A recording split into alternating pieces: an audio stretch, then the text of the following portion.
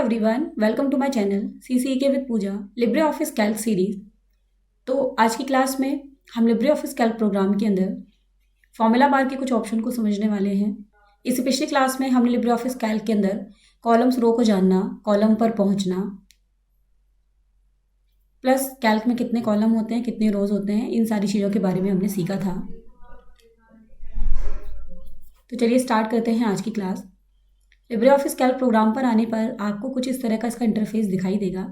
अगर आप Libre office writer पर काम कर चुके हैं तो ये राइटर की तरह ही इसका इंटरफेस है, बट यहाँ पर थोड़ा सा चेंज है कि यहाँ पे कॉलम्स रोज आपको दिखाई देते हैं, बट राइटर में आपको पेज दिखाई देता है।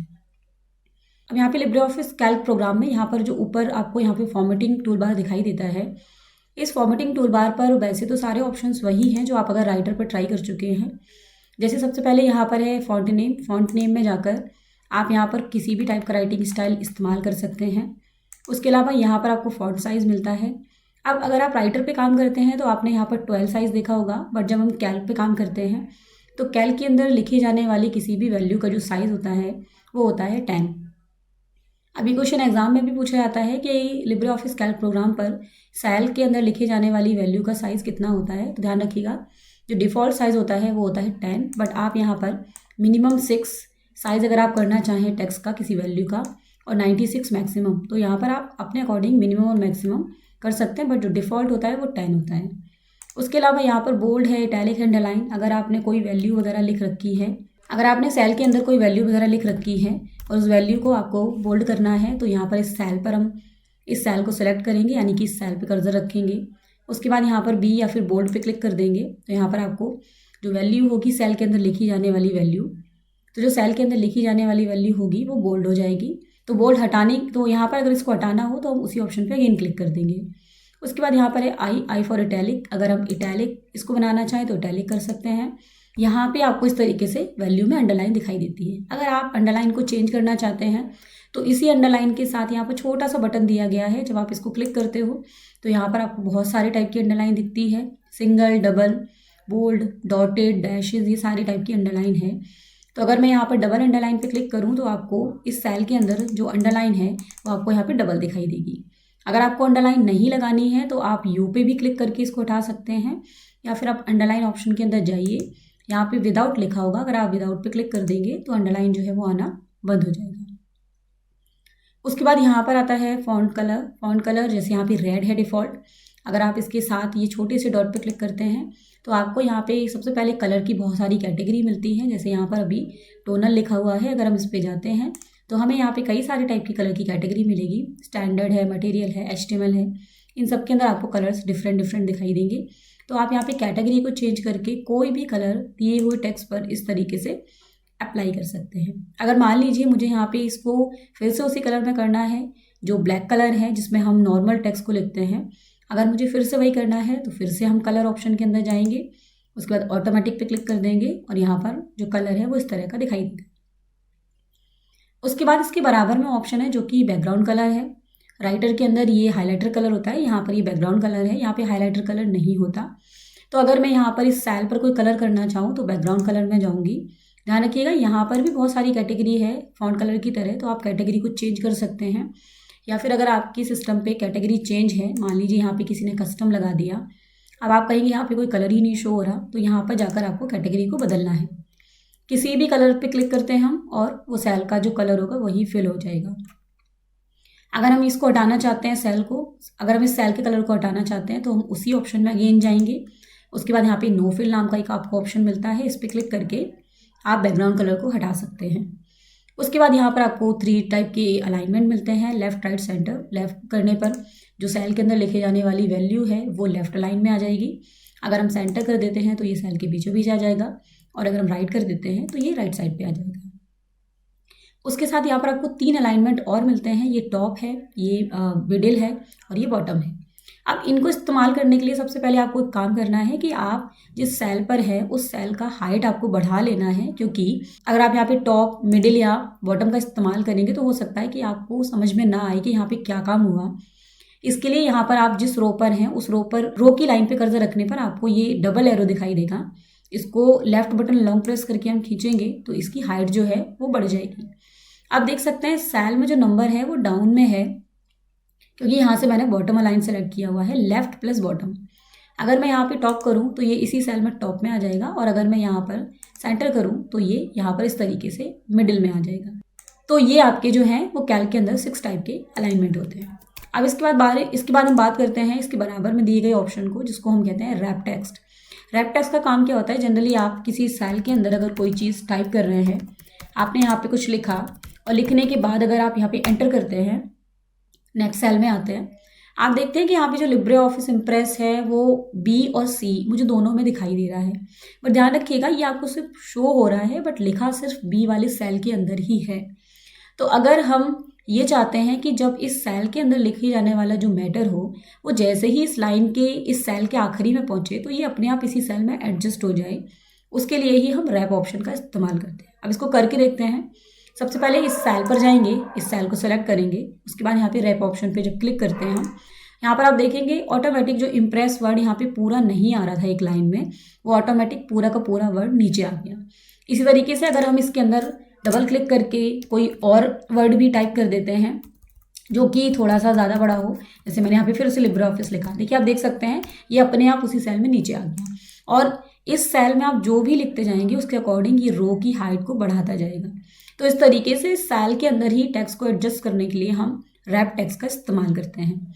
अगर हम यहाँ पे रैप टेक्स्ट फिर से हटा देंगे तो ये आपको टेक्स्ट मेरा फिर से ये दिखाई देगा जैसे ये नेक्स्ट सेल तक जा रहा है। तो ये रैप टेक्स्ट का काम है। उसके बाद आपको यहाँ पर इसके बराबर में 3 ऑप्शन मिलते हैं, ये मर्ज से रिलेटेड है। मर्ज पहला ऑप्शन है मर्ज एंड सेंटर, सेकंड ऑप्शन है मर्ज सेल और थर्ड ऑप्शन है अनमर्ज। अब जैसे इसको समझने के लिए सबसे पहले मैं आपको बॉर्डर वाला ऑप्शन समझा दूँ। यहाँ पर देखिए सबसे लास्ट में ये 3 ऑप्शन आपको दिखाई दे रहे होंगे। यहाँ पे बॉर्डर्स, ये बॉर्डर का स्टाइल है और ये बॉर्डर का कलर है। आप सपोज करिए मैंने यहाँ पे कुछ सेलों को सेलेक्ट किया और यहाँ पर जाकर मैंने बॉर्डर लगाया। अब सेल पे बॉर्डर आप कहेंगे पहले से लगा हुआ है, ये जो लाइनिंग है बहुत सारे लोग इसको बॉर्डर कहेंगे। ध्यान रखिएगा ये बॉर्डर नहीं है, ये ग्रिड लाइन है।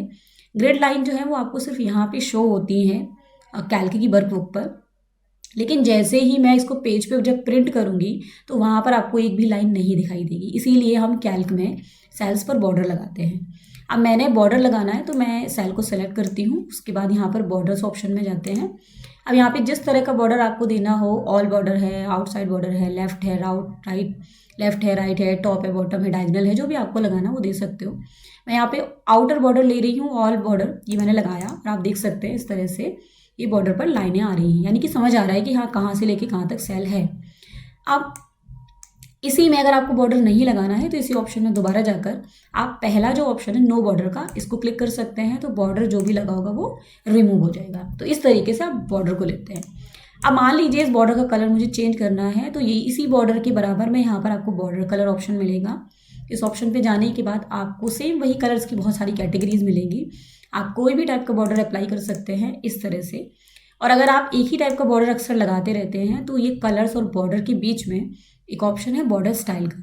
अगर आप बॉर्डर स्टाइल पे जाएंगे तो यहाँ पर अगर आप बॉर्डर स्टाइल ऑप्शंस पे जाएंगे तो यहाँ पर आपको कई सारे टाइप के बॉर्डर स्टाइल दिखाई देते हैं। जैसे यहाँ पे इनके नाम भी हैं। ये पहला बॉर्डर है सॉलिड, उसके बाद ये डॉटेड है, उसके बाद डैश्ड है, डबल है, थिक है, कई सारे हैं। जो आपको देना चाहो वो आप दे सकते हो। तो यहाँ पर मैंने कोई भी बॉर्डर स्टाइल सेलेक्ट किया, ये लग गया बॉर्डर।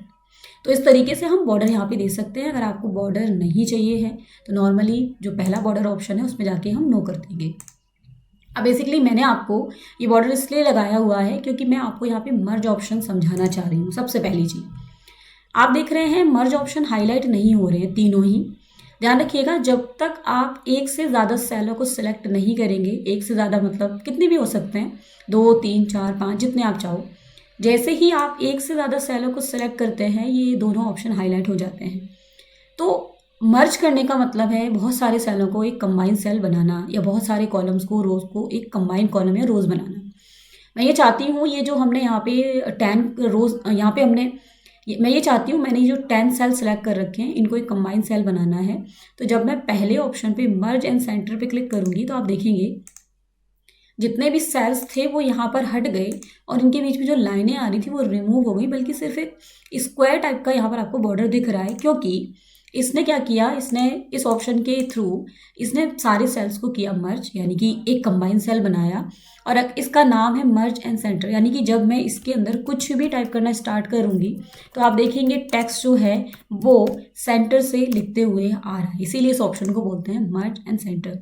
ये मर्ज करेगा और जो टेक्स्ट होगा उसको सेंटर में ऑटोमेटिक ले आएगा, और जब लिखना स्टार्ट करेंगे आप तो सेंटर से ही लिखेगा।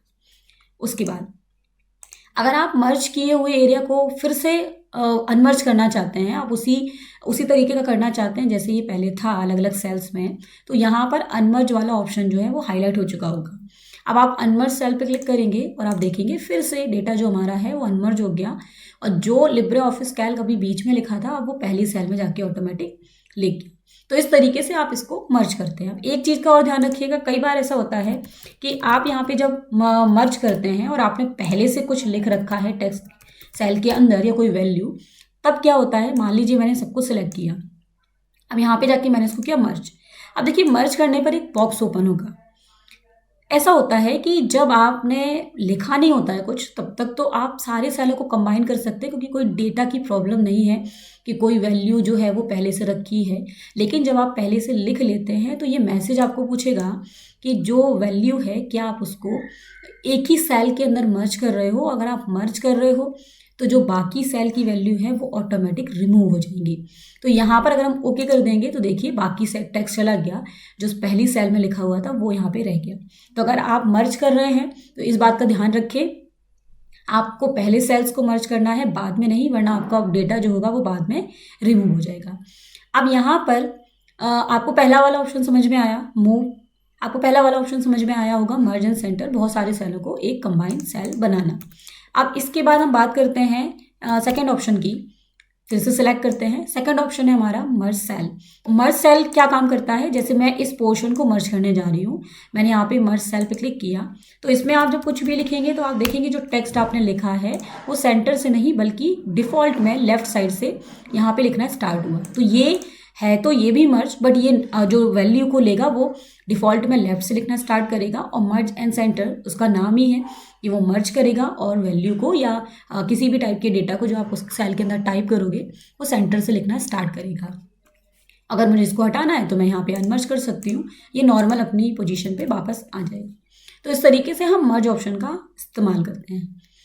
उसके बाद यहाँ पर आपको कुछ ऑप्शन मिलते हैं, जैसे ये फॉर्मेट करेंसी है, जैसे आप किसी सेल के अंदर कोई करेंसी वैल्यू लिखना चाह रहे हैं तो यहाँ पर आप वैल्यू को लिखकर अगर यहाँ पे नंबर फॉर्मेट में जाकर आपको यहाँ पर कई सारी कंट्री की करेंसी मिलेगी। तो जो भी कंट्री की करेंसी आप लेना चाहते हैं इस तरीके से स्क्रॉल कर लीजिए। यहाँ पे देखिए मुझे जैसे इंडियन रुपीज़ का साइन लेना है तो यहाँ पे INR से कई सारे फॉर्मेट दिए हैं, कोई भी ले सकते हैं, सब में एक ही है। मैंने यहाँ पर कोई भी एक लिया, उसके बाद ओके किया। यहाँ पे देखिए इंडियन करेंसी का साइन जो है वो आपको यहाँ दिख जाएगा। उसके बाद सेकंड जो है वो है परसेंटेज, जैसे आप किसी सेल में कोई परसेंटेज देना चाह रहे हैं तो मैंने 12 लिखा। अब यहाँ पे मैं परसेंटेज पे क्लिक करूँ तो ये परसेंटेज आ जाएगा। उसी तरीके से यहाँ पे डेसिमल है, जैसे आपने कोई वैल्यू लिखी है और आप इसको डेसिमल में लिखना चाहते हैं तो यहाँ पे डेसिमल पे क्लिक करते ही ये वैल्यू ऑटोमेटिक डेसिमल में आ जाएगी। उसके बाद यहाँ पे डेट है, जैसे मैं इस सेल में कुछ लिखना चाह रही हूँ, मैंने कोई नंबर रैंडम ऐसे कोई नंबर टाइप किया और मैं यहाँ पर अगर डेट पे क्लिक करूँ तो ये अपने आप मुझे डेट का फॉर्मेट इस सेल पे लगा के दे देगा। अगर हमें डेसिमल के बाद ये 0 को इंक्रीज़ करना है तो इसके बराबर में हमें ऑप्शन मिलता है ऐड डेसिमल प्लेस।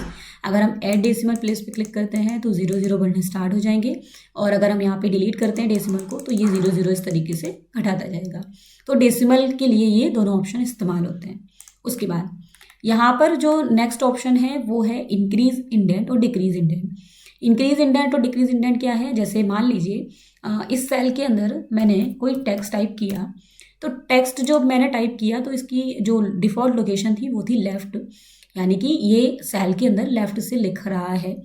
अब अगर हम इस सेल के अंदर ये टेक्स्ट इस सेल में थोड़ा सा आगे बढ़ा के लिखना चाहते हैं तो उसके लिए हम इंक्रीज़ इंडेंट और डिक्रीज़ इंडेंट का इस्तेमाल करते हैं। तो सबसे पहले जब मैं इंक्रीज़ इंडेंट कर रही हूँ तो आप देख रहे हैं इस सेल के अंदर लिखे जाने वाली जो वैल्यू है वो थोड़ी सी इंक्रीज़ होती जा रही है, उसी सेल में थोड़ा आगे बढ़ा के लिख रहा है। तो मैं इस सेल के अंदर ये जो टेक्स्ट है ये मैंने टाइप किया। अब मैं यहाँ पे इंक्रीज इंडेंट पे जाके जब इसको इंक्रीज करूँगी तो ये उसी सेल के अंदर जो वैल्यू है उसको थोड़ा सा आगे बढ़ा के हमको दिखा रहा है। जैसे राइटर पर मैंने आपको इंडेंट जो है वो पढ़ाया था कि पेज पर किस तरीके से वैल्यू को थोड़ा सा बढ़ा के लिखते हैं। तो यहाँ से हम इंडेंट को इंक्रीज कर रहे होते हैं और डिक्रीज इंडेंट में आप उस वैल्यू को वापस से उसकी लोकेशन पर पहुँचा सकते हैं। तो बेसिकली इस तरीके से हम इंडेंट का इस्तेमाल सेल पे करते हैं। तो ये सारे आपके ऑप्शंस हैं जो फॉर्मेटिंग टूल बार के हैं। फॉर्मेटिंग टूल बार के अंदर हम नॉर्मली जैसे राइटर के अंदर कलर करना, साइज़ वगैरह बढ़ाना, ये सारे ऑप्शंस होते हैं, बट कुछ कैल्क के अकॉर्डिंग कुछ ऑप्शंस बदल जाते हैं।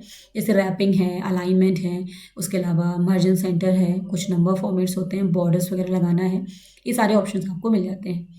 तो इस तरीके से तो आज की क्लास में हमने लिब्रे ऑफिस कैल्क प्रोग्राम के अंदर फॉर्मेटिंग टूल बार के ऑप्शंस को समझा, उनको हमने इस्तेमाल करके देखा कि किस तरीके से ये ऑप्शंस काम करते हैं। तो नेक्स्ट क्लास में हम फॉर्मेटिंग टूल बार पर आने वाली कंडीशनल फॉर्मेटिंग ऑप्शंस के बारे में बात करेंगे।